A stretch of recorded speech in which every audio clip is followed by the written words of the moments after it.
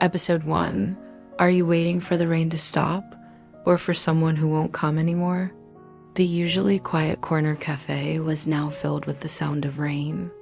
The sound of drops hitting the corrugated iron roof echoed like the unspoken heart of someone sitting at table number 5.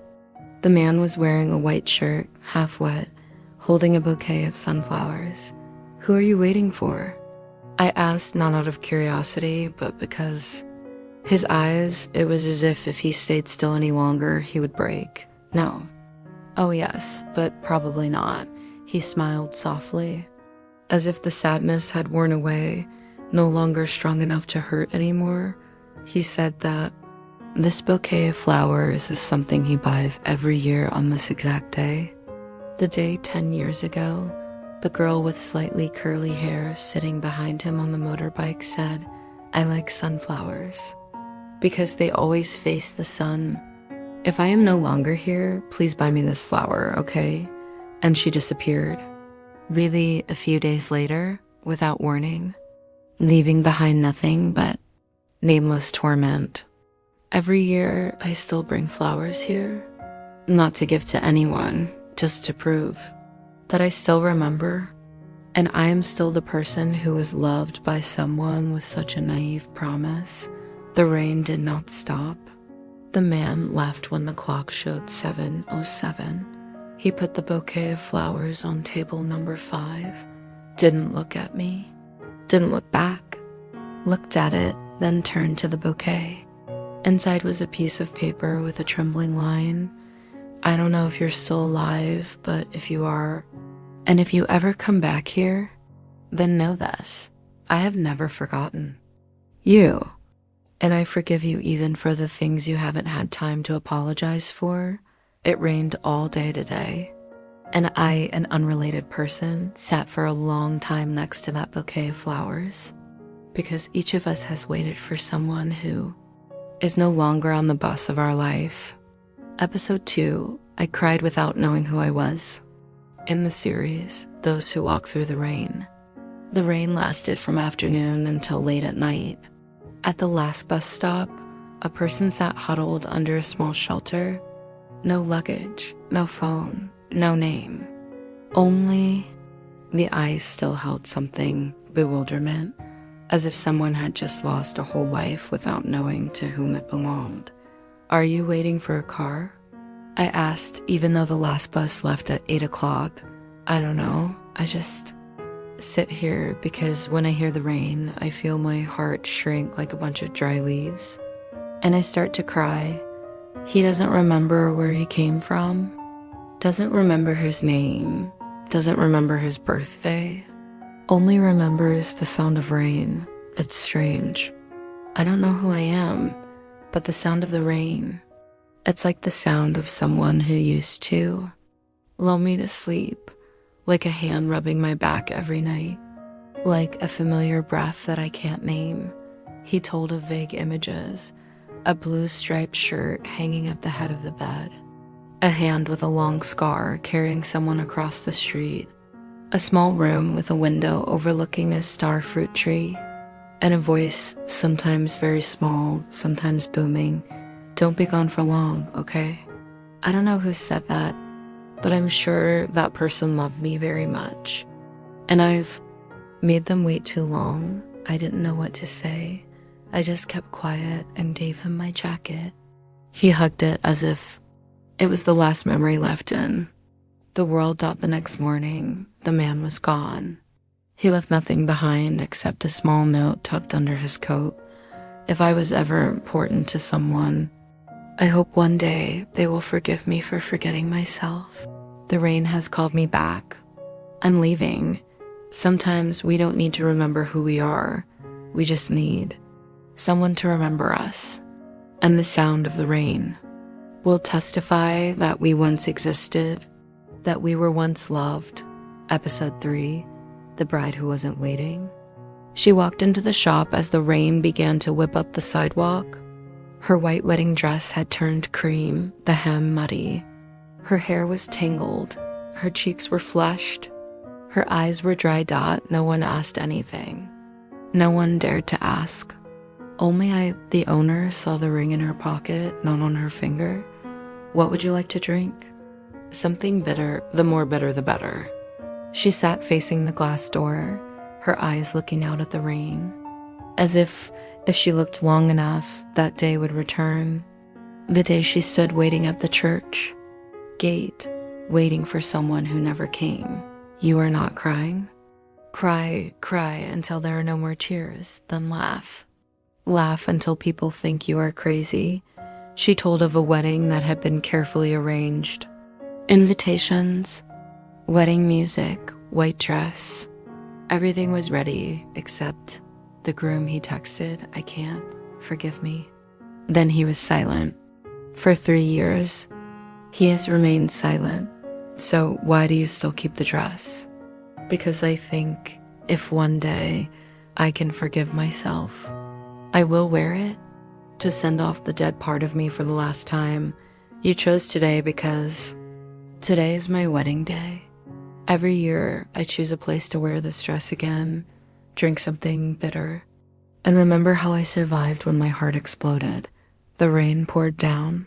She drained her cup of strong black coffee, leaving behind a small bill and a folded piece of paper. Today I am sad, but I am still alive. Tomorrow will be another day, where I will be my own bride. People think wedding dresses are for stepping into love, but sometimes people wear them to step out of pain. Episode 4, I'm looking for the person who gave birth to me. On a rainy afternoon, a small inn by the forest opened its doors to welcome a young guest, about 8 years old, with a small backpack, wet shoes, and a black and white photo clutched tightly in his arms. The boy said each word. Clearly, I'm looking for my mother. I sat down, eye level. Where is your mother? I don't know. The person in this photo is my mother, my foster. Father said she passed away a long time ago, but I don't believe it. Every time it rains, my heart beats faster. As if someone is calling, I held the photo. A thin woman, wearing a striped shirt, standing by the sea. Her face was smiling, but her eyes were not. How did you get here? I got on the wrong bus and got lost. But when I saw the sign Hidden Hostel, I stopped. My mother often told me stories about staying in the rain. Who knows, maybe she used to live here. It spoke in a strange voice, the voice of an adult trapped in a tiny body. Probably because it grew up in absence. Do you believe your mother is still alive? Yes, people are only truly dead when no one remembers them anymore. I still remember. So Mom still does. That night, the boy slept on the sofa by the window. The rain was still falling. He dreamed and sobbed. Don't run away anymore, Mom. I won't bother you. The next morning, it left. It still held the photo in its arms. Its eyes were so bright as if the sky would soon return its mother to it. On the pillow, I saw a childish line of writing. If you ever visit the Hidden Inn and read this, you will know that I am still waiting. There are children who pass through our lives like stray rain and leave behind a storm inside. Episode 5, The Man Who Killed with Silence. It wasn't raining, but the wind was cold, as if it were about to rain. A man came in the evening, carrying an old suitcase, a dull look in his eyes, and the smell of cigarettes mixed with guilt. Is there a room? Yes, but there are very few people here. Just strange guests. Good, I'm hiding from humans. That night, he did not sleep. Sitting on the porch, his hands shook as he lit each cigarette. I brought out a pot of ginger tea, saying nothing, until he breathed out a sentence. I had an accident. A girl died on the spot. I didn't stop. I didn't turn around. I ran away. My heart skipped a beat. Not because of fear, but because those words were released as lightly as a breath after many years of not breathing. Why tell today? Because I dream about that girl. Every time it rains, she stands under the tree, Eyes wide open, not blaming, not crying. Just waiting. Waiting for what? Wait for me to admit my mistake, he continued. It's been 10 years. Not a day goes by without seeing that scene again. The headlights, the screeching sound of brakes, blood, and my own silence. I thought I was used to it. But the more I got used to it, the more I felt like trash. Today I left without intending to return, but the sky wouldn't let it rain. So I stopped here. I asked, "Do you think you deserve to be forgiven?" He shook his head. "I just hope that when it rains really hard, that lost soul won't be wet anymore. If I have to get wet for the rest of my life to make up for it, I'll take it." He left early in the morning, without taking back the deposit, leaving only a folded note tucked under the teapot. I used to choose silence when I needed to stop. Now I stop. I hope it rains. And the girl stops being cold. There are crimes that do not need the law, because the sentence in the heart is heavier than a life in prison. Episode 6, The One Who Hears the Voices of the Dead. The inn was foggy that night. The wind blew through the old wooden walls as if someone was whispering. The visitor this time was a girl. She looked normal until she turned to me and asked, "Has anyone died here at this inn?" I laughed, half jokingly. "No one has died here, but many people come here to survive." She was silent for a long time, then said, as if talking to herself, "I see them." "Who?" "The dead. Every time it rains, they appear, wet, silent, and won't go away." I was about to ask more, but her eyes made me choke. Not crazy, not paranoid, but too sane, to the point of being scary. They're not scary, just sad. They walk around the living, as if trying to pick up something that has fallen. She told about the first time she saw it. There was a boy standing in the middle of the street at 12 midnight, holding a bloody test paper. He asked me to take him home. Only later did I know. That day, he committed suicide because he got a 0. His family didn't have time to find the test paper.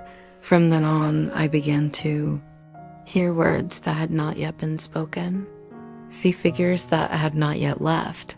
Scared? Yes. But what's more frightening is that no one listens to them. What do they look for in you? Not me. They are looking for someone alive, who is brave enough to look back, remember, forgive, and continue living, even though they know someone else can't. She left as the rain stopped, light as mist. Behind me, on the wooden table next to the door, I found a piece of paper.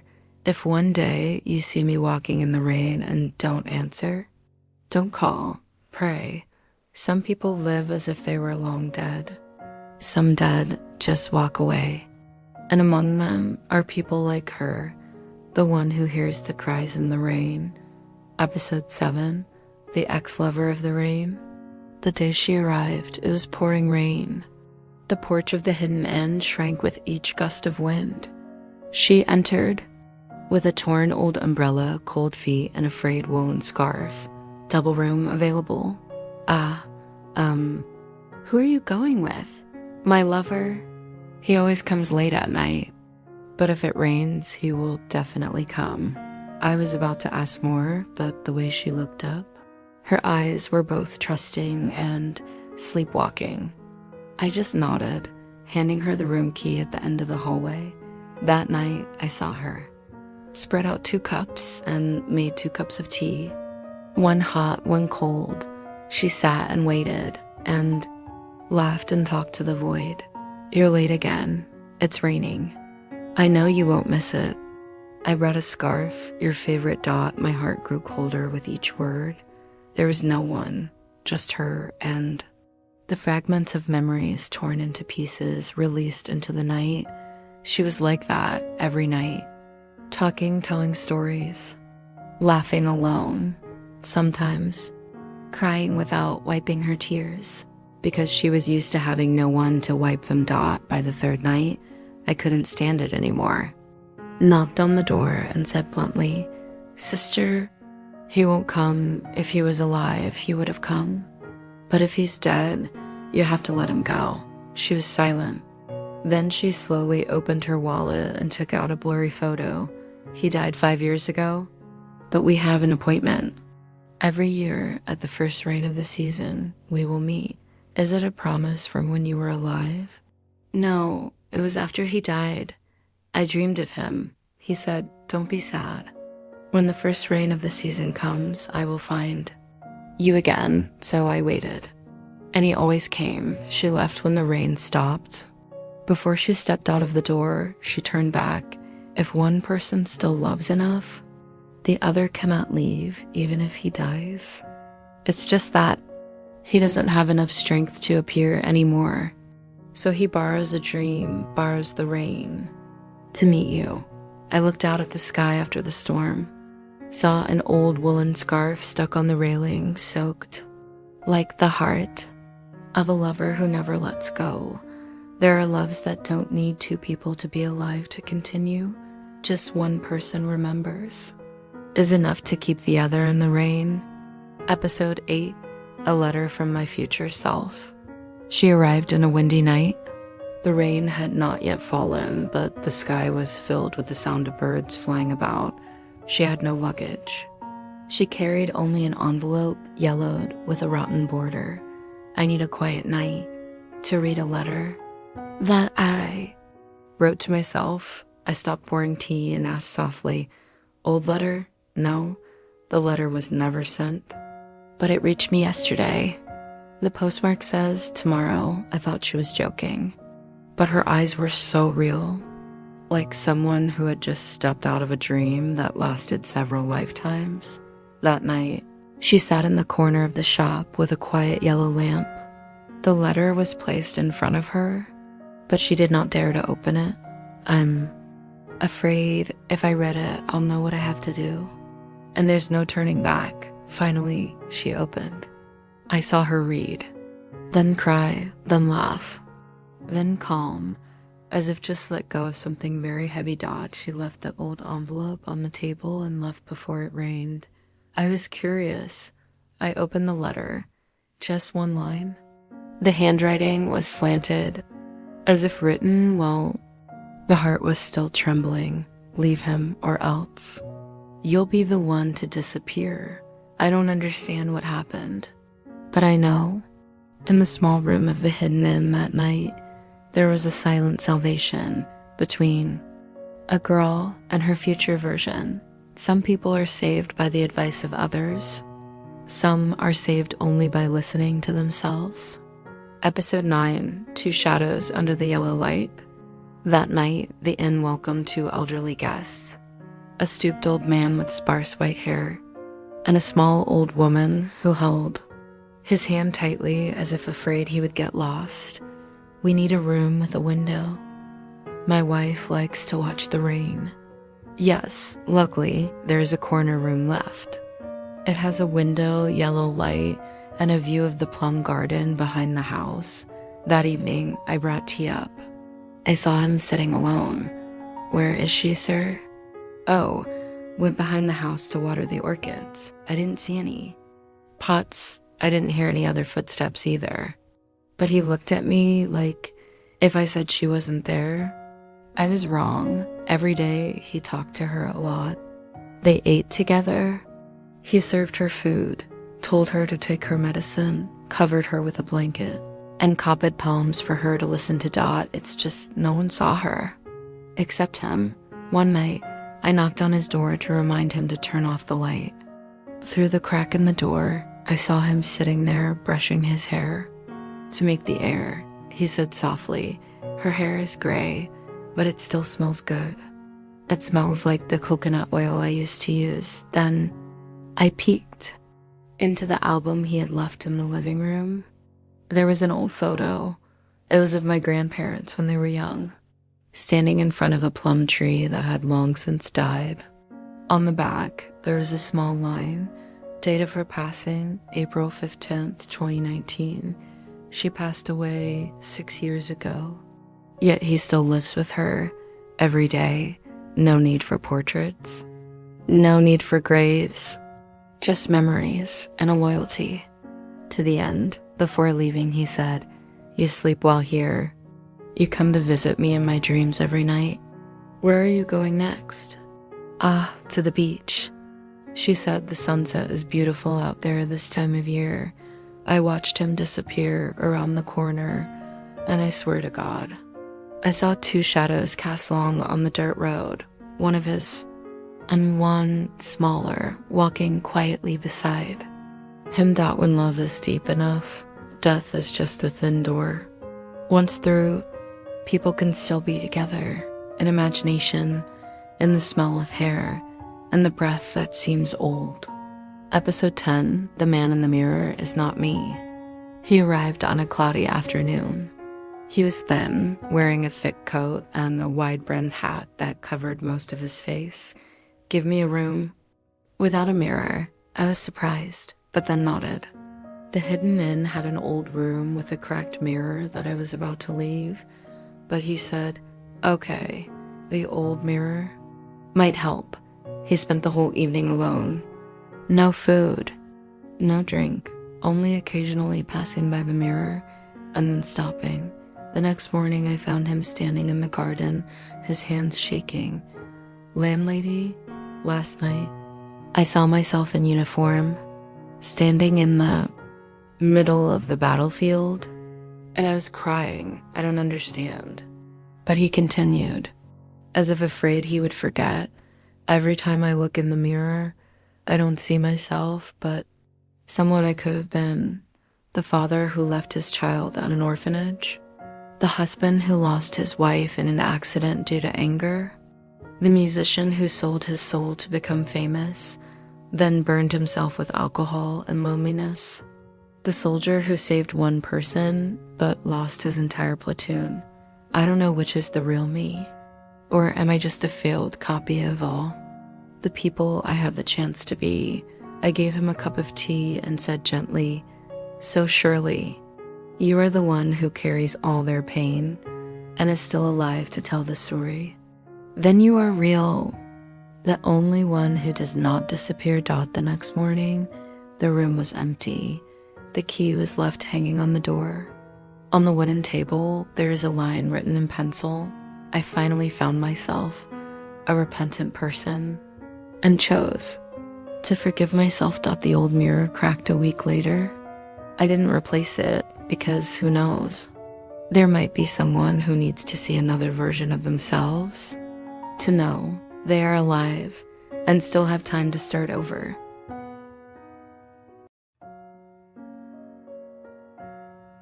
Episode 11, The Guest Brings Winter. Series, Those Who Walk Through the Rain, Hidden In. She arrived just as the sky was getting light, dew still on her shoulders. Her left hand was pulling her suitcase, her right hand was holding a bouquet of white lilies. "Are you going to a funeral?" "No, I'm going to get married." But to a dead person, the answer left me speechless. She stayed there for exactly 3 days. Every day, she placed a flower on the windowsill, where the sunlight slanted gently through the dusty glass. That night, I saw her open her laptop, write an email, and then not send it. Just type and delete, as if writing to someone who is no longer here to read. I glanced furtively. The last line read, "Honey, I forgive you. Can we get married in our dreams?" She said nothing, but the inn had a strange habit. On the last night of a special guest stay, a scent would waft through the kitchen, the scent of memories. That night, I smelled someone's perfume I had never met, and someone was softly humming La Vie en Rose in the bathroom while she was still sleeping soundly on the sofa. Alone, the next morning, she left the last bunch of lilac. On the note was written, "I'm home. Don't wait for me in the rain anymore. My heart has warmed up, but I will always keep you in the coldest days." She left, but the room still smelled of lilacs. Every time the weather turned cold, The wind chime by the door would ring softly, like someone had promised to return. When winter came, episode 12, The Ghost in Room Number 7. Series, Those Who Walk Through the Rain, Hidden in. Room number 7, always tightly closed, was suddenly opened. That day, no one in the lodge saw anyone coming, only heard light footsteps and a sigh like a painful dream. I am here. I cannot leave yet, not because I do not want to, but because there is something still lingering, like a shadow weighing heavily on my heart. That spirit, appearing in the mirror of room number 7, was a woman wearing a faded white dress, her eyes filled with sadness, looking out the window into the endless void. I wait for an apology, a forgiveness, or just a tight handshake, to feel relieved and walk away. Other guests hear echoes, unspoken words, unfinished dreams, and forgotten pain. I walked into the room, placed my hand on the wooden door, and whispered, "If you still love, then you are not alone." Allow yourself to let go. Let the darkness give way to the light. The next morning, room number 7 was locked carefully. Again, but the mirror in the room no longer reflected anyone. However, every night when the cold wind blows, people still hear a gentle singing voice, like a farewell from a soul looking for its way back. Episode 13, The Man Lost Between Two Worlds. Series, Those Who Walk Through the Rain, Hidden in. He came at midnight, in old clothes soaked with rain. His eyes were deep, as if searching for a door he could not open. I don't know who I am, and I'm not sure if I'm alive or dead. He said that every night when darkness falls, he is pulled to a place between darkness and light, where the whispers of the deceased echo in his ears, but he cannot reach them. I find myself standing between two worlds, not belonging to either side, between life and death. Is an invisible, cold, suffocating space. The inn became his temporary residence, between reality and dreams, where he hoped to find a way out, a light to guide him home. One night, when a storm was coming, he saw the shadow of a girl in the next room, like a small light in the storm, a gaze filled with sympathy and hope. She said that as long as he was willing to let go of the past, let go of the pain, the door would open for him to return. He started writing a diary, line by line, writing to remember, to let go, to no longer be lost between two worlds. The next morning, when dawn broke through the crack in the door, he disappeared. Only the diary and a wet towel remained. Smelling like jungle rain, the inn continued to be peaceful, but every time night fell, everyone could hear light footsteps and sighs as if from another world. Episode 14, The One with the Lost Smile. Series, Those Who Walk Through the Rain, Hidden in. The door of the shop opened slightly, and he walked in with a shirt as bright as the painting of a passionate artist.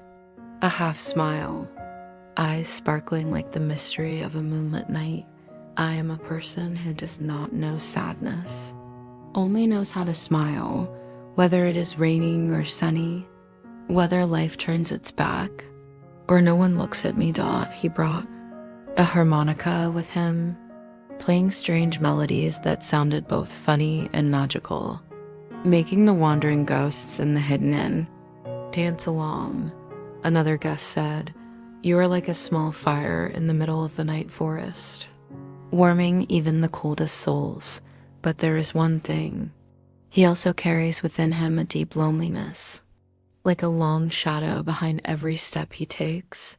Laughter is how I hold myself together before the storm inside sweeps everything away."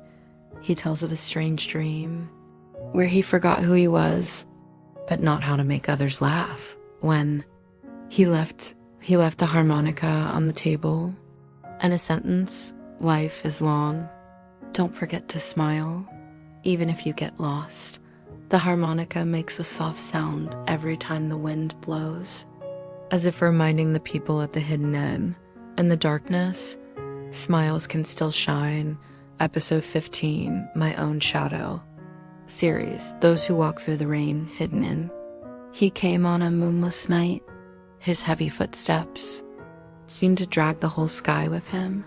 His deep black eyes, not a single ray of light could be seen. I carry my own darkness, not to hide it, but to find out what is inside, who is inside. He sat alone in the corner of the room, looking at the flickering candle on the table, as if trying to catch a bit of fragile light. People are afraid of the dark, but the dark is not afraid of people. It is the most real part, where we do not have to pretend, do not have to act out at night. He told me about his broken memories, things he had never told anyone, broken dreams, and wounds that didn't bleed. There are times when I want to disappear, not because I am weak, but because I am tired of myself. But in that darkness, he still searched for a ray of light, something to cling to, even if it was just a breath, a gentle word. The next morning he left without a word, but left a hastily written letter on the table. Thank you for giving me a place to be myself, even in the deepest darkness. From then on, in the hidden inn, everyone knew that darkness is not the enemy, but the most silent friend, as long as we dare to face it. Episode 16, Light After the Rain. Series, Those Who Walk Through the Rain, Hidden In. She arrived on a drizzly morning, carrying a bright yellow umbrella like a bright spot in the mist. I came here not to run away, but to find a place where I can start over. She gently put her suitcase down in the corner of the room, looked out the window where the rain was still falling, and smiled gently. Although her eyes were still a bit sad, every drop of rain that falls is like something I want to wash away in my heart. She talks about the old days, the losses and the wounds that have not healed, but also about getting up no matter how many times she fell. Life is not perfect, but I believe light always exists if we know how to look with a strong heart. In the hidden. And she began to keep a diary, recording her thoughts, her dreams, and her little smiles. When she left a sunflower on the table and a sentence: believe that after every rain, there is always light waiting for us. The yellow umbrella still sits there, a gentle reminder that hope is never lost, even on the longest rainy days. Episode 17, Pieces of Peace. Series, Those Who Walk Through the Rain, Hidden In. The girl had no idea how long it had been, only that each step on the path leading to the hidden inn was a step toward finding the scattered pieces of her heart. I came here not to forget, but to learn to love the broken things. The gentle light in the inn shone like a warm embrace, embracing all the hurt. She sat by the window, listening to the sound of the rain, listening to her heart softening with each beat. Every piece, no matter how small or broken, has its own value, and I am learning how to put them together to form a new picture. The innkeeper placed a cup of jasmine tea on her table, the scent gentle, like the whisper of the old forest. Sometimes peace is not perfection, but accepting everything that is not perfect, so that each day we love life more. She smiled, her eyes filled with trust, and as if in the end she had found a place to return to. When she left, there was a red maple leaf outside the door, like a small trace of autumn gently lingering. Episode 18, The Bearer of Unfinished Dreams. Series, Those Who Walk Through the Rain. Hidden M. He came on a sunny afternoon, with an old guitar on his shoulder and an unfinished song in his eyes. I used to have a very big dream, but I seem to have lost it somewhere in life. He sat on the steps in front of the inn, took out his guitar, and played an unnamed song. The sound was out of tune, but strangely, it made the listener feel Peaceful. I didn't come here to run away, but to ask myself if the dream is still beating in my heart. Do I have the courage to continue living with it? At night, he tells stories of failed exams, last-minute canceled shows, and days spent working jobs he never dreamed of, just to survive. There were times when I thought my time was up, but then I realized the dream is not dead. It just lies there, waiting for someone brave enough to return. At the Hidden Inn, he began to rewrite the unfinished old song. Slowly, sincerely, every night, the sound of the guitar echoed like a whisper to the forest, to the mist. Before leaving, he left the guitar on the wooden stand. And a small note: if anyone comes here and is also lost in their dreams, please continue playing this song, because the world needs people who don't give up. Episode 19, The Sound of the Piano from Empty Room No. 6. Series, Those Who Walk Through the Rain, Hidden In. Since the artist left, room number 6 was closed. The piano was placed on a wooden shelf, covered with a thin layer of dust.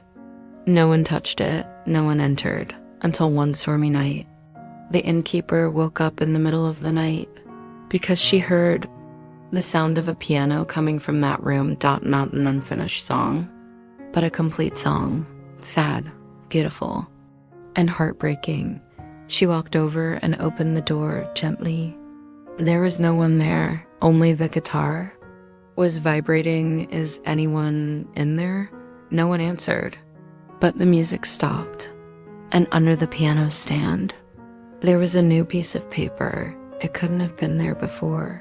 Dreams, if left alone for too long, will learn to sing again. From that night on, every time there was a storm, room number 6 would hear the sound of a piano, but it was unclear who was playing it. The landlady was not afraid. She just lit another candle in the hallway and left everything as it was, because sometimes a dream from another world needs a place to stay. Episode 20, The Man Without a Shadow. Series, Those Who Walk Through the Rain, Hidden In. One day, the Hidden Inn received a strange guest.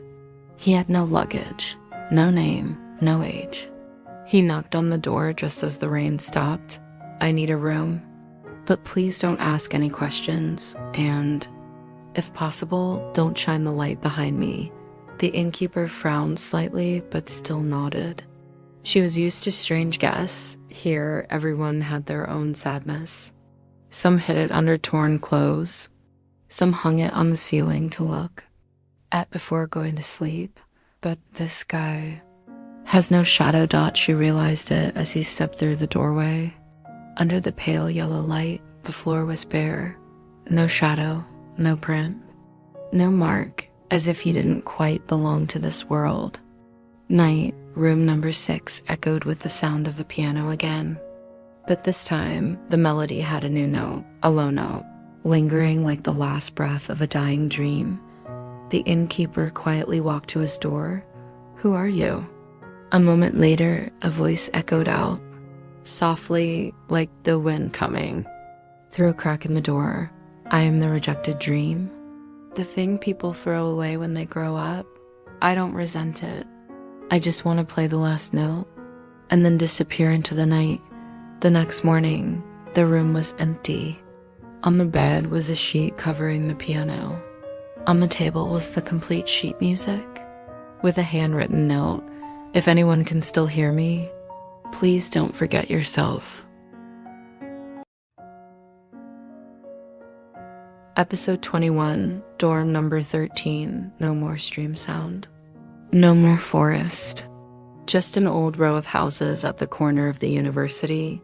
Dormitory number 13, where all the students whisper to each other. 3rd floor, room at the end of the hallway. There is someone who never leaves, but plays the guitar every night.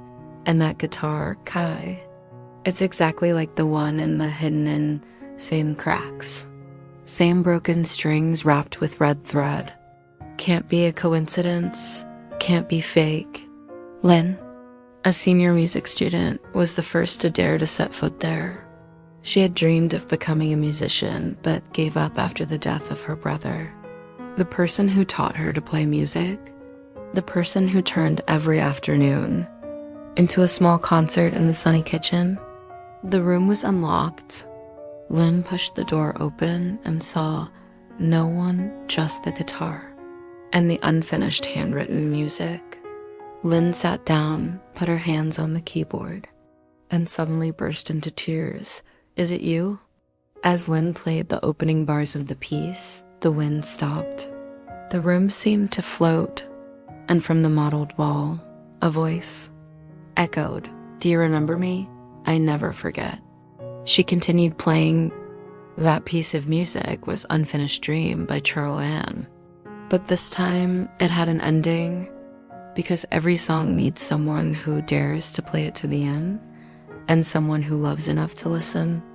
When the song ended, the guitar cracked into shattered, like a goodbye.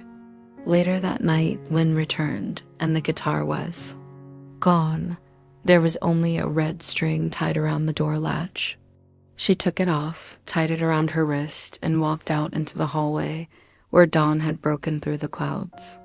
Episode 22, The Crossroads Guardian. There is a place that does not exist on the map. It is not in the middle of the city, nor in the forest. It is a crossroads, where all dreams fork, where all wrong decisions can be rewritten. They call it Silent Station. There was no loudspeaker, no human voice, only an old man wearing a black cloak, his face half light, half dark, sitting guard at gate number 13. Each person can only enter once to meet another version of themselves, but must choose go back or forget everything. One night, 3 spirits came together, one from the hidden inn, one from dormitory number 13, and one never appeared in any story before. The third girl's name is Kai. Yes, it's you, Kai. Don't shy away. She didn't remember how she got here. In her pocket was an old piece of paper with the words, "If you've ever lost a dream, now is the time to find it again or lose it forever. The station opens. 3 gates lead to 3 different dimensions." Kai stepped into gate number 3, and before her eyes was herself, another version, living the life she had dreamed of, but never dared to choose. She was radiant, confident, an artist, a storyteller, a sleepwalker in the crowd, but never lost. Kai looked, then burst into tears. "I buried you somewhere, didn't I?" The other girl nodded, smiling. "It's okay. I'm still here, waiting for the day you remember how to hug yourself again." And when Kai turned around, the old station master asked, "Go back or forget everything?" Kai didn't answer. She just took out a red thread from her pocket, tied it around her hand. She nodded. She walked away. At that moment, all the stories told so far, the souls, the guitars, the rented rooms connected. A new world begins. Episode 23, First Steps in the New World. Kai opened her eyes. The darkness of the station was gone. Before her was another city where everything was both strange and familiar, like a dream mixed with memories. The streets were neither noisy nor deserted. Every corner held an untold story, a silent sound urging her to explore. She walked quickly, carrying the red thread in her hand, like a string connecting to herself. Everyone who passed by smiled as if they recognized her, even though they had never met her. In the roadside mirror, Kai saw not herself, but a series of blurred images, past, present, and future versions of herself. A voice rang softly in her ear. "Here, every step is a new chapter.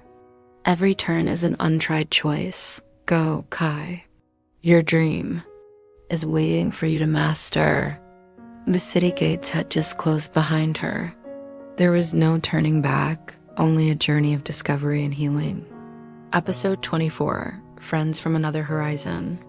Walking down the street, Kai first met a guy wearing a purple cloak, his eyes deep as if containing the whole universe inside. His name was Van, the one who holds the key to unlocking forgotten memories. Van did not talk much, but every time he appeared, the surroundings suddenly became strangely quiet, as if everything was waiting for a miracle. Next is a girl with blue hair, smiling brightly, named Lynn. She is a person with healing energy. With just one touch, she can turn pain into strength, turn difficulties into leaps. Lynn always says, life is like the waves of the ocean. We cannot stop it, but we can learn to dance to the rhythm. And finally, a tiny boy with bright eyes named Wood. Wood is the embodiment of curiosity, of the dreams of childhood that never stop flying.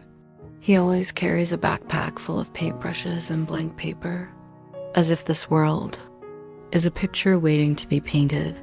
Episode 25, The Room Without Mirrors. Van led Kai into a tiny alley where the light was just enough to see the way, but not enough to illuminate his face. At the end of the alley was an old, unlocked wooden door. On the door was engraved the words, "Only those who dare to face themselves can enter." Kai knocked lightly. The door opened. Inside was a room filled with nothing but boxes. Hundreds of boxes stacked on top of each other, each tied with a red ribbon.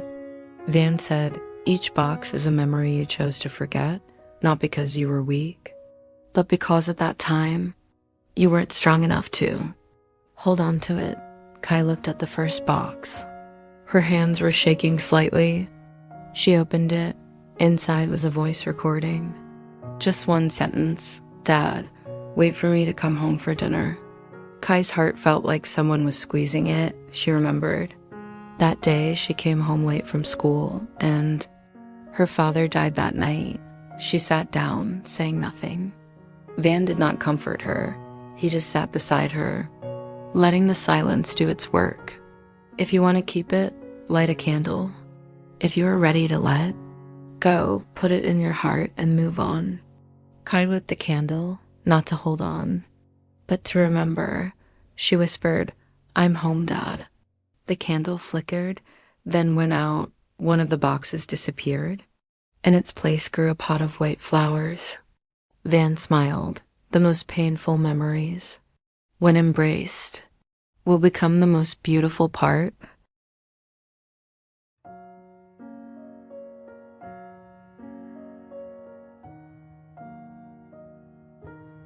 Episode 26, The Knife Hidden in the Chest. The second box was lighter than the first. It had no recording.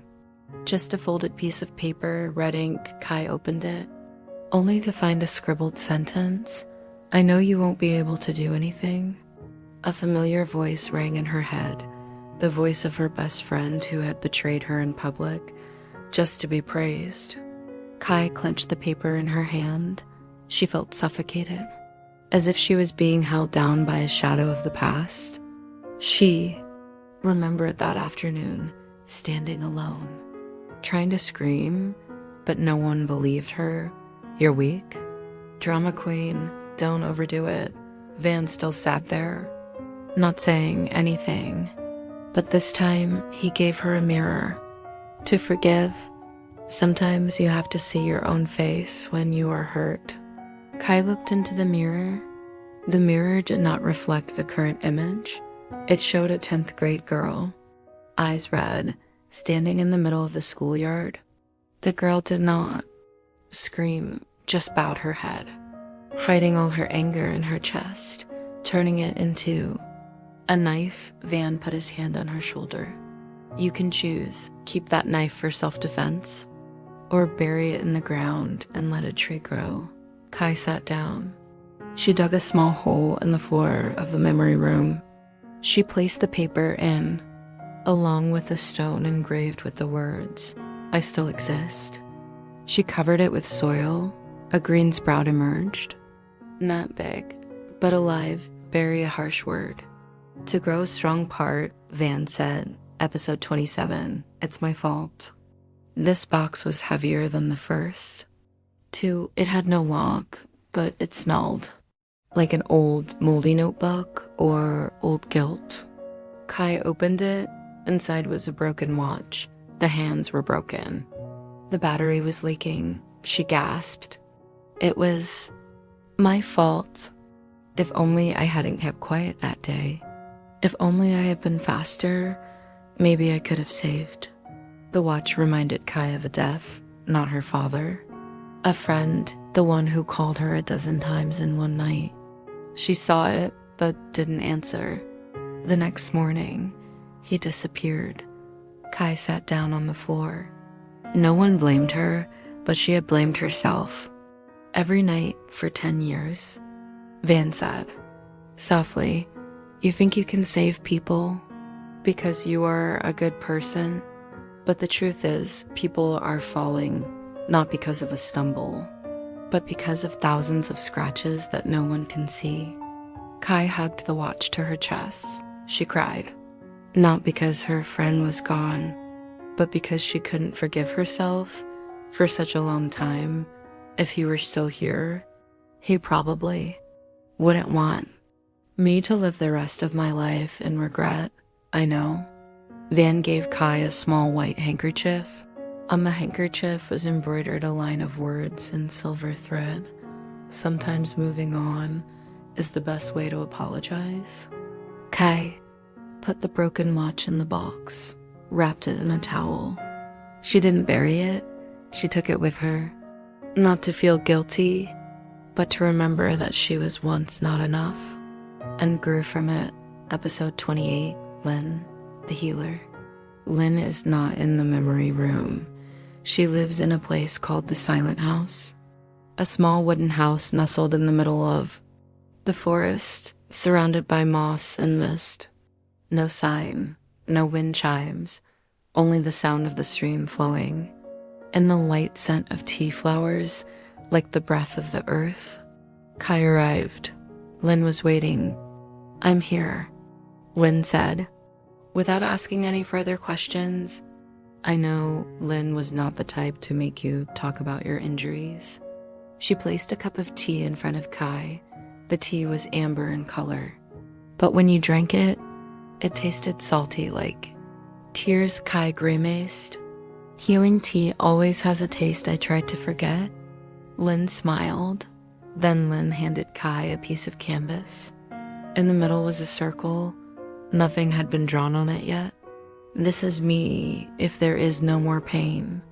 Draw, I don't know how to draw. No need, draw from memory. Kai took her brush and started dabbing on the colors. At first it was just gray, dark blue, blurred and dark, then gradually orange, yellow, a few white dots, a circle full of stains. But in the middle, there was still light. Lynn nodded. That's enough. Healing is not about erasing the pain. It's about knowing how to live with it so that every day you don't have to struggle to avoid it anymore. On Lynn's wall hangs pictures of many people who have visited. None of them are beautiful, but each one has a bright spot. Like humans, everyone has dared to save themselves at least once. Episode 29, Learning to Stay with Yourself. Lynn cleared a small corner of the wooden house for Kai. There was only a simple rattan bed, a few books without words, an frayed cotton pillow. Read with your heart. These books have no words, but will fill you with the feelings you once lost. The first morning, Lynn said nothing. She led Kai to the edge of the forest. She placed a bucket in her hand. Draw water from the well, but don't let it spill out. Kai did it. Her hands shaking, water kept spilling. Lynn shook her head, but did not blame. She just said, same with your feelings. Don't try to keep them the same. Learn to embrace the brokenness. On the second day, Lynn put on the table a wilted flower, a rotten leaf, and a broken stone. Choose something that represents you. Kai chose the stone because I was broken, but I am still me. Lynn nodded. She took the stone and engraved a small line. Even if it's not intact, it still has value. On the third day, Lynn took Kai to the stream, the place where strangers who had come to the silent house had let go of unspeakable things. Kai carried a piece of paper. On it was written, "I don't have to be strong to be loved." She placed it on the water. The paper dissolved, not disappearing, but becoming part of the flow. Returning home, Lynn smiled. Sometimes there is no need to get over. Just learn to stay. Without running away, Kai looked in the mirror. For the first time in years, she didn't see a person in need of repair, but a person slowly regenerating. Episode 30, Healing with Words and Colors. Lynn's house has a small attic. There, she hangs untouched canvases, places a wooden table. Next to it is a bottle of purple ink, a few old brushes, and a stack of white paper. From now on, every morning, I will write a poem. It doesn't need to rhyme. It doesn't need to be good. It just needs to be true. Kai started with a sentence. I used to be an emotional dumping ground, but now I've learned to sort it out. Lynn finished reading without saying anything. She just dotted a dark blue color and lightly drew a line across the white canvas. This is the feeling I just wrote. How do you know? I don't know, but the hearts of people who have gone through sadness will recognize each other's frequency.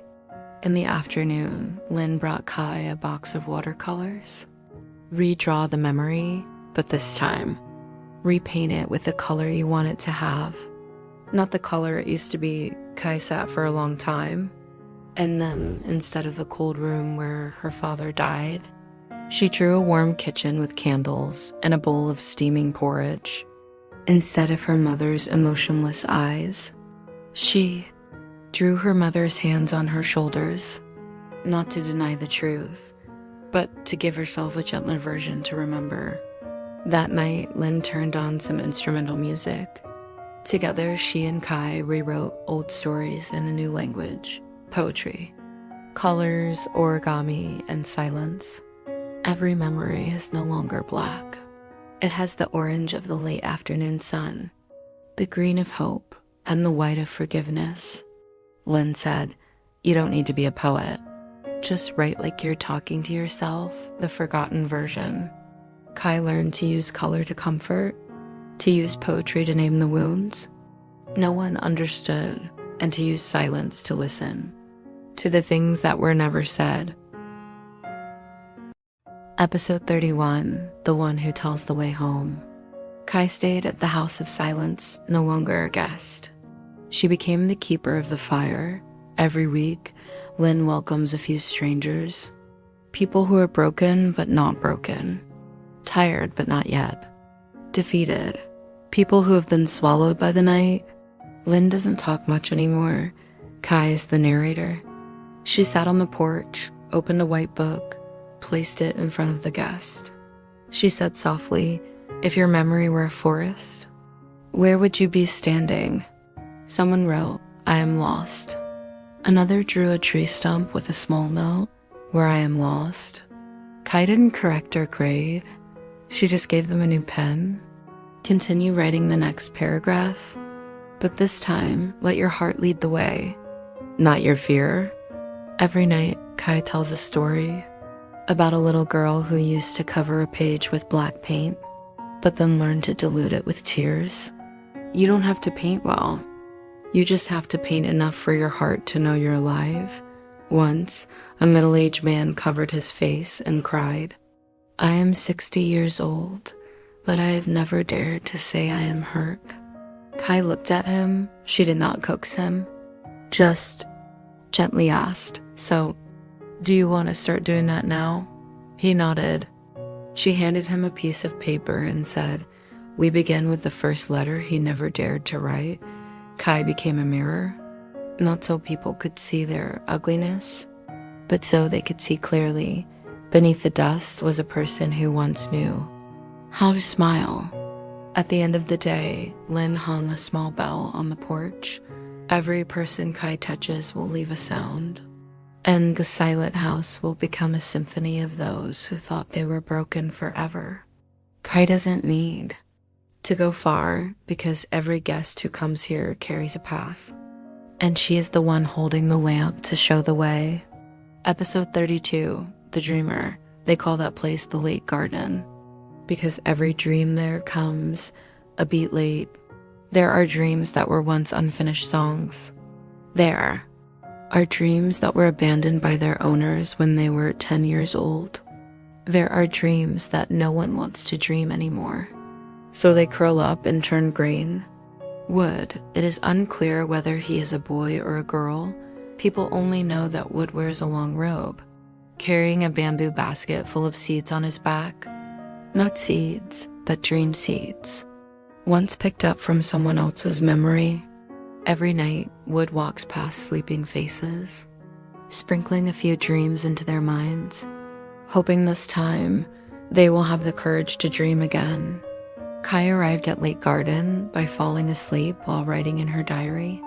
No alarms, no car horns, just the rustling sound of the wind passing through her memories. Wood asked, "What did you dream about but left unfinished?" Kai was silent. Then she said softly, "When I was a child, I wanted to be a storyteller." But adults said, "How can you live if you just dream?" Wood nodded. People often suffocate other people's dreams with their own fears. Then gave Kai a transparent dream bead. Plant it again. But this time, water it with your own tears. Kai sowed the seed. A sprout grew, a pale blue light, radiating a gentle warmth like an ancient embrace. Wood said, "The late garden does not heal. It only returns what was taken away. How you live is up to you." Kai went back to sleep. When she woke up in the morning, she jumped up and wrote the first sentence of the book she had left unfinished for 5 years. "I left my dream behind. Now I'm here to take it back." Episode 33, Locked Dream. It was a moonless night. Wood passed by the lake garden and suddenly stopped. There is a dream that no longer shines. Kai looked up. A dark tree trunk, ashen gray. On the branch hung a cold, rusty iron padlock. Who locked it? Kai asked. Wood picked up a piece of burnt paper under the tree and gave it to Kai. There were only 2 words on it: "Don't dream." Wood said, when someone is hurt too much, they lock themselves away from their dreams, believing that continuing to dream will only cause them more pain. Kai was silent for a long time. I used to be like that too. To open the lock, you don't need a key. You have to find the right person who made the lock. And so the journey began. They followed the rusted nail, leading to an empty room where a girl sat, her hands shaking, her eyes empty. Kai recognized her. It was Min, someone who had been her best friend throughout middle school, who had written scripts together, who had dreamed of making an animated film together. But then one day, Min stopped drawing, stopped dreaming, disappeared. Min? Kai called, her voice hoarse. Did you lock yourself out of your dream? Min said nothing, just shook her head repeatedly. Don't dream anymore. Dreaming is disappointment. Dreaming is illusion. Kai sat down and opened the old notebook. Inside was a movie sketch they had drawn in 9th grade. She whispered, "But I still keep it, because dreams were the only thing that kept me alive through the darkest days." A teardrop touched the page. The lock on the tree branch in the lake garden cracked. "You cannot dream big, but please do not turn off all the lights," Kai said. Min touched the old page. A fire flickered. A green shoot timidly reached out from the page of memory. The lock fell too.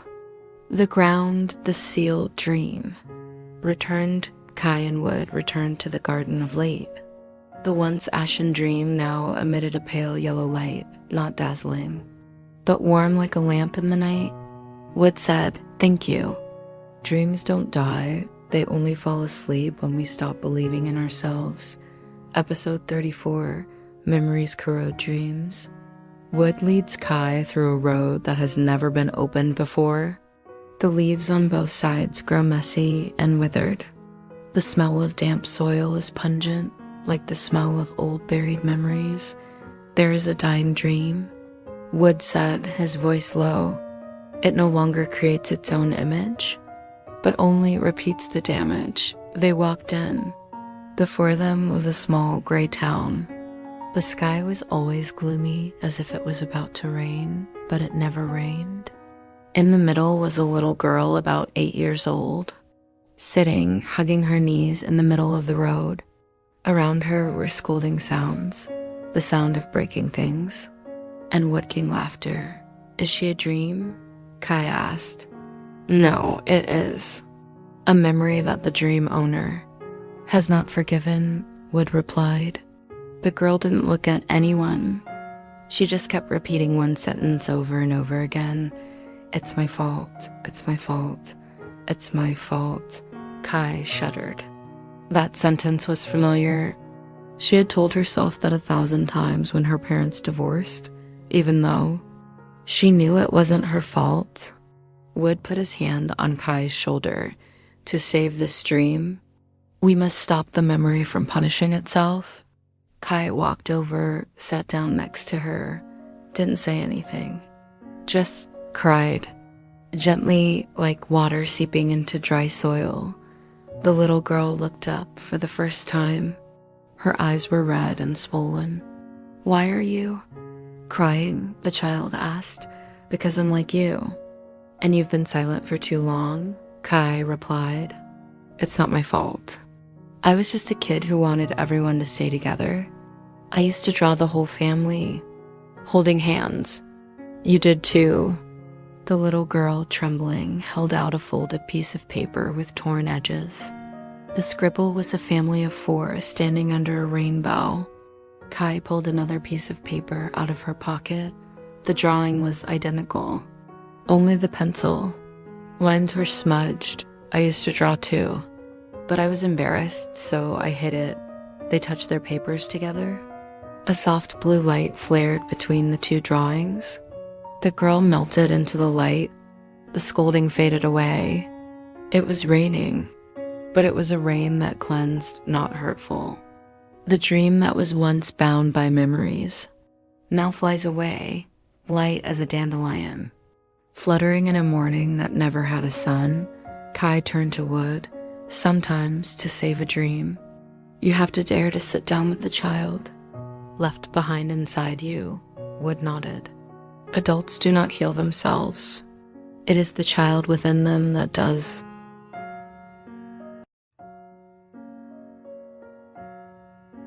Episode 35, The Fourth Box. That night, Kai dreamed that she was standing in front of an old door, on which was engraved a name, Van. The wind blew through the crack in the door, and it sounded like someone was whispering, "It's time." The inn woke up in the mist. The innkeeper hung a small silver bell on the porch. The bell rang irregularly, like someone's heart. Beating. Kai found Van in the backyard. She was planting dried dandelions. "As if we're planting the past, I remember." Kai said, "The 4th box, it was under my bed. Locked with a black ribbon." Van smiled, a smile as thin as spider silk, but as solid as rock. "We will open it, but remember, this box contains more than just your memories. It also contains the way you forgot." Kai bent down, her hands shaking. Slightly, the black ribbon seemed to breathe. Every time she touched it, it let out a broken wind sound. Van put her hand on Kai's shoulder. "When you open it, don't resist. The memory doesn't come to harm you. It just wants to look you straight in the eye." The box popped open. The stale smell poured out like the dust of time. Inside was a red cassette player. and a faded tape recorder. Kai choked. It was her father's voice, the voice of a dead man, but here as vivid as yesterday. "Hello, my little princess." His voice rang out, warm, slow. There was soft music in the background, a lullaby from when Kai was 3. "I know that one day you will grow up without me by your side." So I wrote down a little bit of myself for the days when you feel empty, cold, and no one understands. Kai cried, not loudly, not violently, just tears flowing from a crack that had been sealed. "Thank you," she sobbed, "because you didn't let me forget everything. Thank you, Van, for taking me back to the dream I had hidden the best." Van gently put away the box. "Every memory is a part of the map. Open them all, and you will know where you have gone astray." Kai nodded. "I will continue. No more avoiding." The silver bell on the porch rang out a clear, resolute ring. In the wind, it seemed as if someone was whispering, "Daddy's daughter has grown up." Episode 36, The Fifth Box, What No One Knows. The inn was shrouded in cold mist. Kai sat in room number 4, the red cassette still on the old wooden table. But her eyes were elsewhere, where the 5th box was waiting to be opened. "This box doesn't have a lock," Kai said. "It just has a small mirror stuck to the outside of the lid. Every time I look in, I avert my eyes." Van was not there. She left a note. "This is your own journey. Each person can only open this box alone." Kai looked at herself in the mirror. What she saw was not her current face, but her face at the age of 15, skinny. Dark eyes, mouth pressed tightly together, because she had learned to swallow all the pain inside. The box opened. By itself, inside was a diary. The first page was written in purple ink in slanted letters. "No one knows, and I won't tell. I once thought about disappearing, not because I was weak, but because no one needed me to be strong anymore. The day my mother told me, 'You must live a life worthy of the people who raised you,' I didn't know whether to laugh or cry." Kai paused. Her hands shook. The next page was soaked with water, the words blurred like a lie once written, and then wanted to be erased forever. "I thought no one would read it." Kai whispered, "I didn't die that year, but I also don't live anymore." The wind blew through the window, and a small piece of paper fell out from the last page. "If one day you are still alive, please spare yourself from Kai to Kai." The box made a clicking sound. The bottom opened, revealing a paper butterfly, yellow, thin, like an apology folded from all the mist springs. Kai placed the paper butterfly on her palm. It fluttered away in the blink of an eye, carrying with it things that no one knew and no longer needed to be hidden. The silver bell on the porch rang for the 3rd time that night. Van turned back. Her eyes asked nothing, just smiled. "Welcome back to another part of yourself." Episode 37, Swept Away Memories. The storm came at midnight. The thunder did not strike the sky, but struck the heart. The inn seemed to tremble with each gust of wind, thunderous, sharp, unforgiving. Kai stood in the room, still clutching the paper butterfly, but the wind blew through the crack in the door, and it was blown away through the hallway, up the stairs, gone, no. Kai rushed after it, but each step seemed to sink into the mud of memories outside. The rain poured down. Water flooded into the inn, as if it were pouring into the past, tearing away layers of memories Kai had just gathered. A strange whirlwind appeared in the middle of the yard. It did not sweep away the trees, nor the roof tiles. It only swept away memories. Kai fell to her knees. She heard Van calling, but the sound was faint, as if coming from the bottom of a well. Kai's mind was now blank, with only one image left: the bicycle, broken handlebars, lay on the side of the road. One shoe was thrown off. The other was covered in blood, and the eyes of a dying man, Dad. But she couldn't remember anything else. When the storm passed, the sky was still gray, but eerily silent. Kai woke up in room number 7. Her clothes were dry, but her mind empty. On the table, there was only a puzzle piece left, half of a man's face, and a small line of text at the bottom of the photo. The truth doesn't disappear. It just hides until you're ready. Van walked in and put her hand on Kai's shoulder. The storm took a piece of me, but it left a clue. This piece is not from my memory. It is from someone else's memory, someone who witnessed my father's death. Kai looked up. Tears did not fall, only her eyes, like knives piercing deep into the fog of lies. I want to meet that person, Van nodded. The next journey will not be about healing, it will be about facing. Nice choice, Kai. We start with Van, the key holder of memories. The story that follows will be like an old film, blurred with smoke and scent smell, wind chimes, and pieces of your forgotten childhood. Episode 38, The Memory Keeper. Kai came to an old house, hidden down a narrow alley, where light was cut off by the foliage of the mahogany trees, and the windows had peeling paint. Van stood waiting on the porch, holding a small black box in his hand. And here is something I forgot, from a past life or some dream.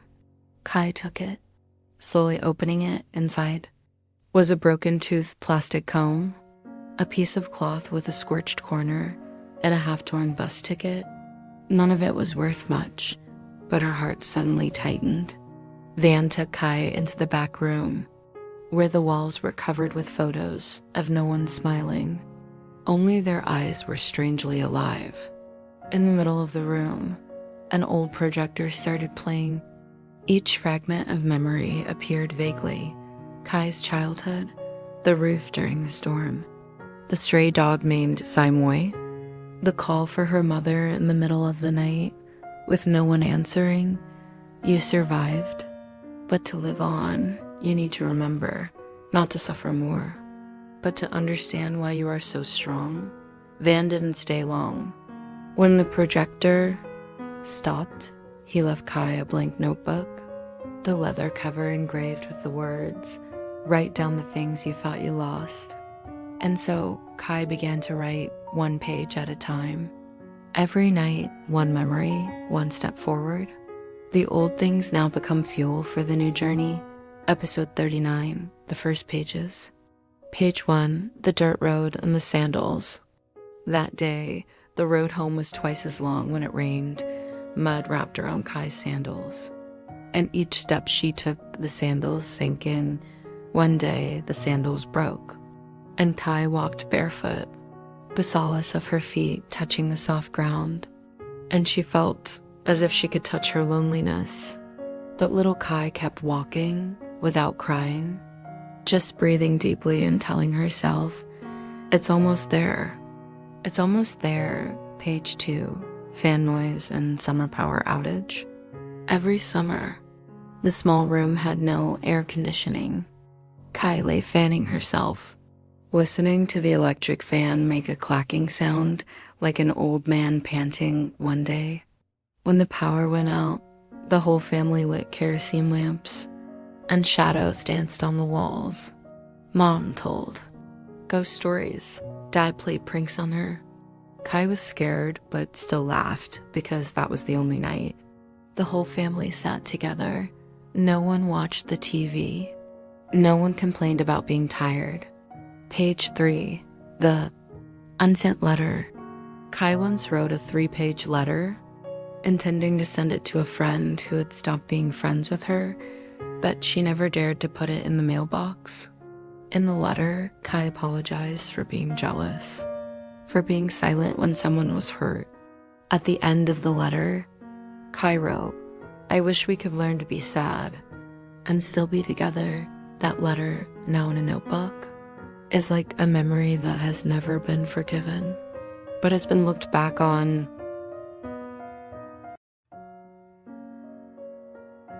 Episode 40, Things Kai Never Told Anyone. Page 4, the day Kai learned to be silent. It's not that Kai didn't want to talk, it's just that when he did, no one really listened that day. Kai told the adults that something was wrong at school, that he felt a nameless emptiness inside. The adults laughed. There's no way. You must be thinking too much. So Kai learned to keep quiet, learned to swallow down everything that needed to be embraced. Page 5. The cry was suppressed. Under the pillow, Kai used to cry as if his heart was being torn apart, and he had to cover his face with a pillow so no one could hear. Emotions are a luxury, tears are a nuisance. Kai understood that earlier than a child should, but it was strange every time. He cried silently. He would wake up in the morning still strong enough to smile in front of the mirror, as if there were two people living in one body. Page 6, Shapeless Sadness. There were afternoons when Kai felt sad without knowing. Why sadness that made him want to disappear, but no one did anything wrong. Kai walked aimlessly, watching people hurrying by and wondering, are any of them as lost as I am? That was the first time Kai understood sadness doesn't always have a reason, but if he could write it down, he wouldn't be alone anymore. Kai closed the book. His eyes were red, but he felt relieved. Page 7, the day Kai was angry at heaven. Kai once stood in the middle of the yard, head tilted to the sky, and shouted, "Why me?" The question broke out in the wind. The sky did not answer. The feeling of injustice filled his heart like water rising to his throat. Anyone who lost their father cried like Kai, but why couldn't Kai be weak? From that day on, Kai stopped praying. He only wrote. Each word was a silent interrogation. Page 8, Memories of a Cold Hand. The last time Kai held his father's hand, it was cold. Kai held it tightly, trying to transmit warmth through his tiny fingertips, wishing time could flow back, but his father did not wake up, and Kai was no longer a child, just one night. Kai learned the word forever, and from then on, no one would wait for him at the door. Page 9, the day Kai saved himself without anyone knowing. Kai once stood on the third floor railing, not to jump, but to feel alive. The wind blew against his face. Cold and real Kai did not jump. Kai turned back, made himself a cup of hot milk, and wrote a short poem. If anyone asks me how I lived, I will say, alone but not letting go. Kai closed the book. This time with both hands, his eyes were dry. His heart stopped beating, a slight nod as if forgiving himself. Episode 41, Closing the Books. Page 10, Kai of tomorrow writes to Kai of the past. Baby, you did great. No one taught you how to endure, but you survived every heart-wrenching pain. It's not wrong to be weak. It's not wrong to be angry. And it's definitely not wrong to be sad now. You can rest a little. I'm an adult now. I'll live the rest of your life for you. In the light. Page 11. The picture without a frame. On the desk, there was an old photo. No one remembered the day it was taken. Kai kept it not because it was beautiful, but because it was real. In the photo was a little girl smiling awkwardly. Her hair messy, her eyes still swollen, but standing next to her was her deceased father. The photo had no frame because Kai did not want to close the memory, but kept it open like a door to return. Page 12, finally, Kai calls himself by name. That night, Kai looked in the mirror for a long time. No makeup, no neat clothes. Kai looked into his own eyes and whispered, "Kai, I'm here. I'm back." He didn't need anyone to acknowledge him. He didn't need anyone to clap.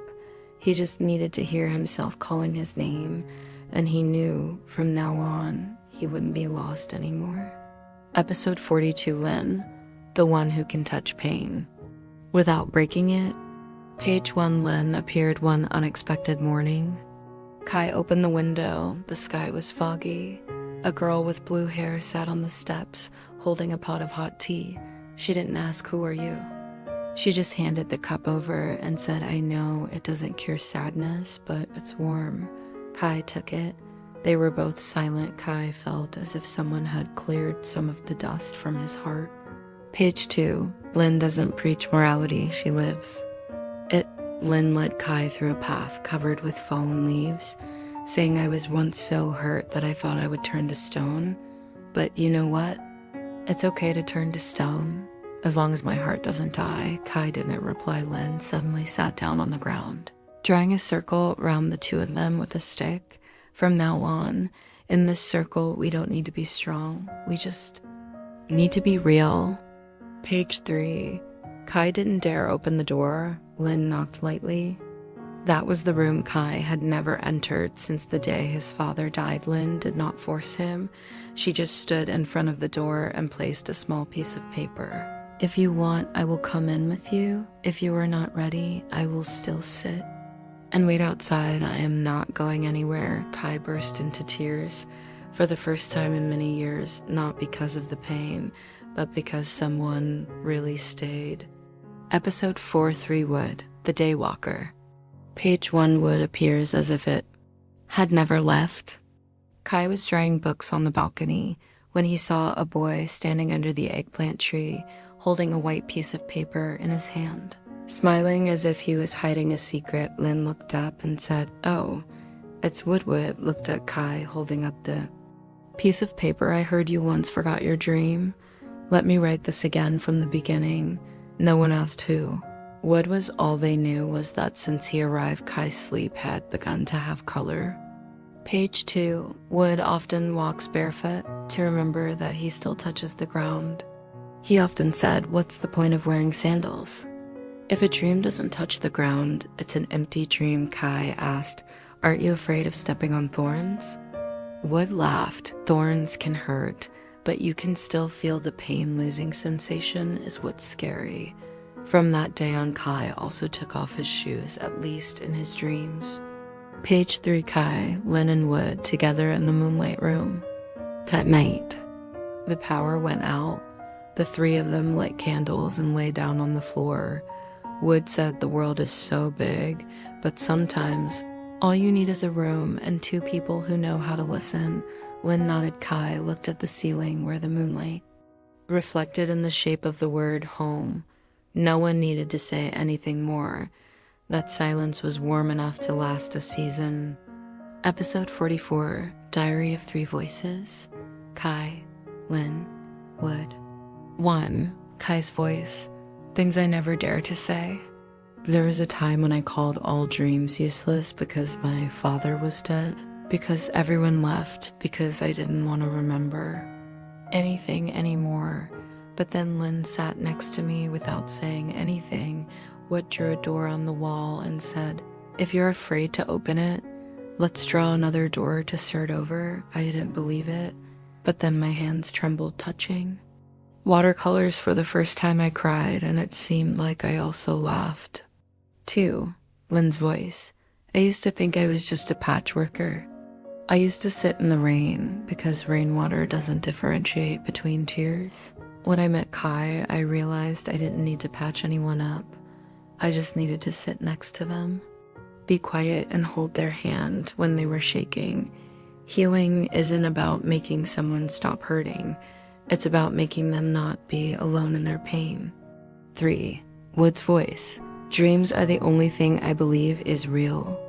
Adults often tell me to be realistic, but I have seen Kai draw his memories with crayons and Lynn recite poetry to a yellow leaf. So I believe dreaming is not running away.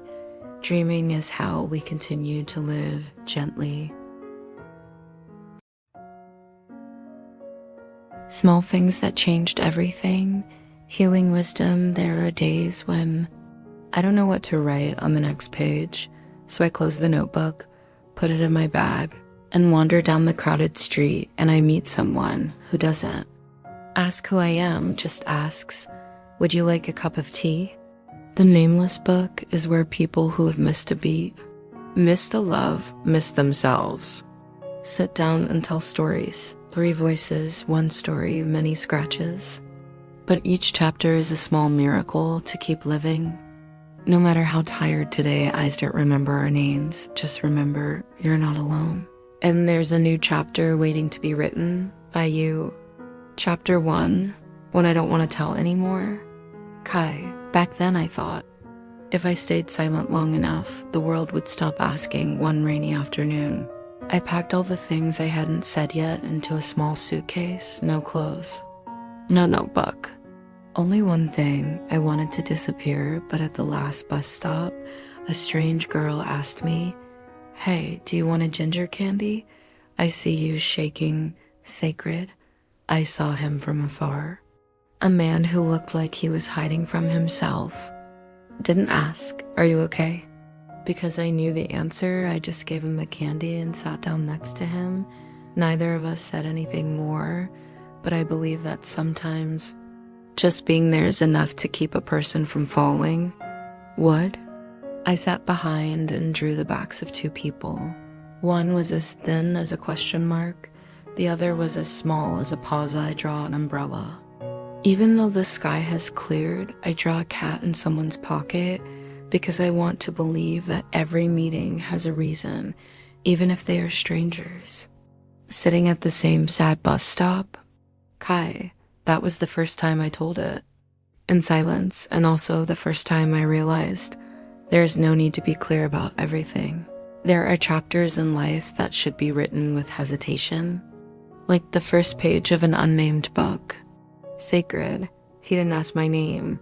I didn't ask where he was from. We just sat until it got dark and the streetlights came on. Wood, I still have that picture, I called it, the first page, where one begins with a crack. Chapter 2, The Dream That Belongs to No One. Kai, I once had a very old dream. So old that I don't know where it came from in my dream. I stood in the middle of a white field. No trees, no people, no sound, just the loudspeaker playing the refrain. Where are you? I couldn't answer. I didn't know where I belonged, sacred. Many people dream but dare not admit it because they think dreaming is a luxury, is frivolous, is for idle people. But no one has the right to take your dream away from you, even if it's a dream that no one understands, no one believes in. No one walks with you. Every dream is a house without a lock open. If you dare to enter wood. I used to dream I was a kite, but someone else held the string. Not me flew up, but was always pulled back. I didn't see the face of the person holding the rope. I only know the wind was strong that day. And I broke free. I didn't fall. I just flew so far that I couldn't remember where I was tied to Kai. I woke up, not remembering the field, but the voice still echoed, "Where are you?" And this time I answered, "I am on my way back to myself, sacred. There are dreams that belong to no one. They just stop by to let you know that your heart is still breathing wood." I named the dream that day. A broken kite doesn't necessarily fall, maybe. It was being free for the first time. Chapter 3, When a person disappears, it is not necessarily the end. Kai, I once asked a child, if a person no longer appears, does that mean they've ceased to exist? He didn't answer. Right away, he just pulled a small stone out of his pocket and put it in my hand. I picked this up when my grandmother passed away. The stone was cold, but my heart was warm, sacred. People don't disappear. They just change form. Some turn into the scent of guava leaves in the yard. Some come back to be the flashing lights on the balcony. Every stormy night they live on in a way no one teaches us to read wood. I once had an imaginary friend. He used to walk backwards. I asked him why, and he said, because I'm afraid that when I turn around, no one will be there one day. He stopped coming. I wasn't sad, I believe. Friends don't have to show up to play together, Kai. I have lost many people. I have lost myself, but I cannot lose my memories. They cling like dust in an old book. Just open the first page, and you will smell the familiar scent, secret. If you miss someone and don't know what to do, whisper their name on a quiet morning. They may not hear, but your heart will be soothed wood. I named this chapter, those who have not gone. Completely, because I believe there are people who only hide, not disappear. Chapter 4. Not everyone leaves because they want to. Kai. Some people walk out of your life as silently as a bird in the morning. No sound of the door closing, no warmth on your pillow, and you sit back. Like someone who has just woken up from a nameless dream. You ask yourself, don't they love me enough?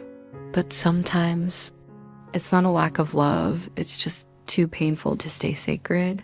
Not everyone who leaves hates you, they're just exhausted. You don't see them cry, but the tears may fall silently, overflowing from within, where no one can reach in to wipe them away would.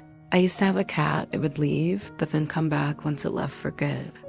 I thought it didn't love me anymore. Later, people said it was trapped. It didn't come back not because it didn't want to, but because it couldn't Kai. The greatest pain is not the breakup, it's when you realize that person is still in your heart, but not in your life sacred. Don't stay mad at them for too long. They may be mad at themselves more than you think would. I named this chapter, People Who Can't Go Home, because everyone has been that person at least once.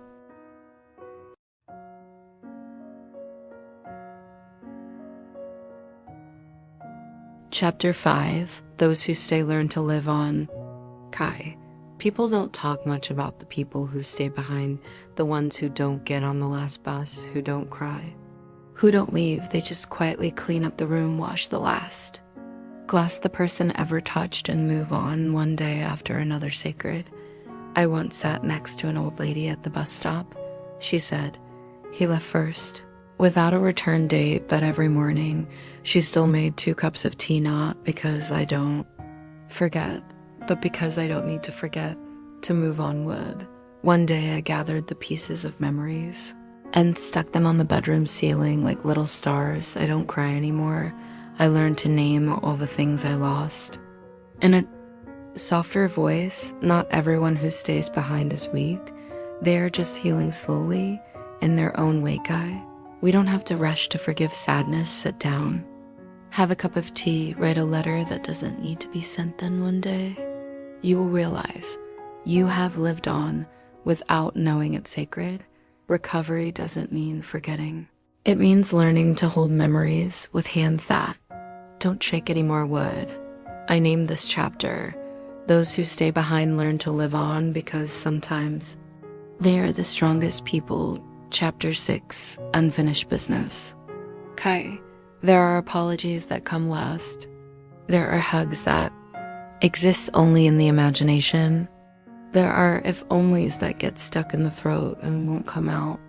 We grow up with so many unfinished things, but then we have to learn to live with them, like people live with a healed scar, but sometimes it still hurts when the weather changes. Sacred. There are doors that are only closed, not locked, so that if someone wants to, they can still return. But there are also doors forever open only in memory. And that's where we learn. Not every story needs a clear ending to be complete. Would. I once wrote an unsent letter. In it, I thanked that person for coming, even if it was just a short paragraph, even if I didn't have time to hold their hand tighter. I don't need them to come back anymore, because there are pieces that just need to be kept in the heart. Kai. Sometimes it is the incompleteness that makes a memory so beautiful, because we will never know if we go all the way down that road, will it still be beautiful? Sacred. So we don't need to close all the doors. Just learn to stand up, move on, and smile at what hasn't been done yet. Would. I named this chapter Unfinished Business, because sometimes it is those things that make us more human. Chapter 7. The Traveler and the Backpack. Kai, voice with a bit of suspense. Late at night, a tired figure trudged into the inn, his old, peeling backpack carrying the scent of long journeys. He looked around and chose a small corner, put down his backpack as if he wanted to take off the whole world on his shoulders. Lynn, soft, gentle voice. The traveler did not talk much, only occasionally smiling lightly like the morning sun, his eyes shining with fragile hope, even though his heart was heavy with untold things. "What, curious voice?" I asked. "Where are you going that you're so tired?" He looked at me and said, "I am looking for myself at the crossroads of life. This backpack contains unfulfilled dreams, times of falling and getting up. Kai. All night long, he told stories about the journey he had taken, the people he had met, and the unforgettable stories, like a sad song played between darkness and light. Sacred. As the sky just brightened, he lifted his backpack onto his shoulder, leaving behind a bit of warmth and an unspoken question.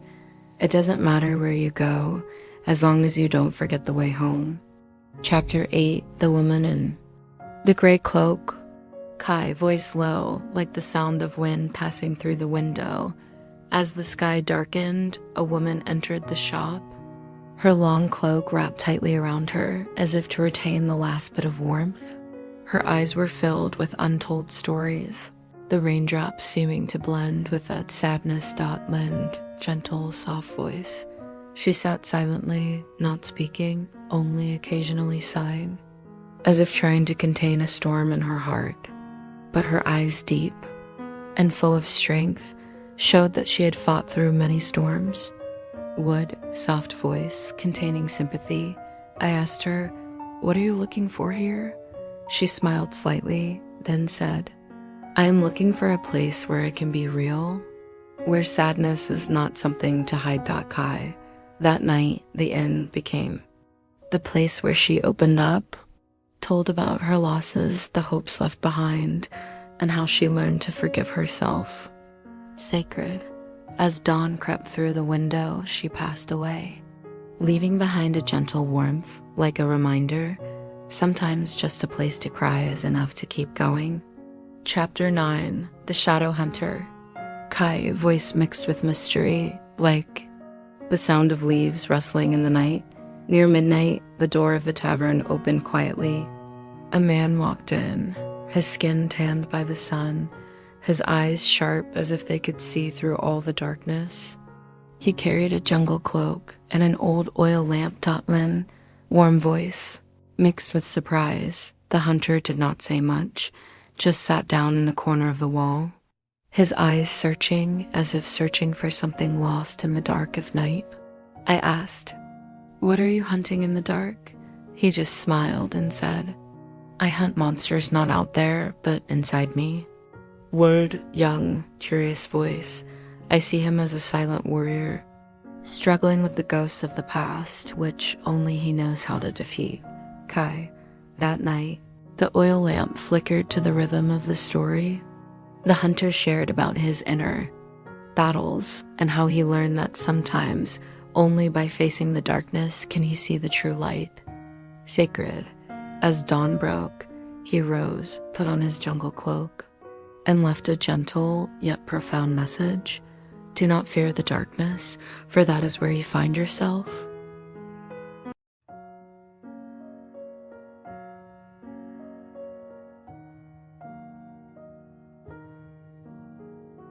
Chapter 10, The Artist of Light. Kai, gentle, emotional voice. A woman entered the inn as it was getting dark, holding a small box of flashing lights in her hand. Her eyes lit up as if they contained a universe of colors. Lin, warm, hopeful voice. She didn't say much, just quietly put the box down and started to light up each small light bulb. Each shimmering light spread throughout the room. I asked, "What do you bring light here for?" She smiled and gently replied, "I want to light up small rays of light in people's hearts. To dispel the darkness and keep hope burning." Wood, excited, bright voice. I see you as someone who lights up dreams. Each light is like a whisper. Don't give up. There is still tomorrow. Kai. That night, the inn was as bright as if it had come to life. Everyone was warmed by light and faith, because in the darkest moments, just a little light is all it takes to find ourselves again. Chapter 11, The Lost Musician. Kai voice sad like the sound of a broken guitar in the middle of the night. A young man carrying an old guitar walked into the bar, his eyes filled with sadness, as if hiding a song he had never sung. He sat by the window, watching the rain fall drop by drop, as if waiting for a melody that had yet to find its sure-lin, gentle, thoughtful voice. I asked him, "What do you play the guitar to find in those songs?" He answered, "I find a voice for loneliness, a way to release sad memories from my soul." Wood, curious, warm voice. The stories he tells are like quiet melodies, silent wounds that only music can heal. Kai. That night, the sound of the guitar blended with the sound of the rain. Each note seemed to tell the story of those who were and are lost, and someone in the end suddenly realized, sometimes in loneliness, we find ourselves. Chapter 12, The Memory Mender. Kai deep, thoughtful voice. A thin old woman, holding a small bag filled with broken pieces, photos, letters, memorabilia faded by time. She entered the shop, her eyes sad but shining with hope. Lin. Gentle, sympathetic voice. The old lady sat in the corner of the shop, starting to take out each piece, saying that she came to mend her broken memories so that the broken pieces of life would no longer cause her pain. Wood, soft voice, slightly trembling. I heard her talk about the time she had to learn to let go, learn to love herself. From the smallest things, each piece was patched together like a healing miracle. Kai. That night, the end became strangely warm, because amidst old wounds, light could still be found, and each person could begin to rewrite their own story, from fragments that seemed worthless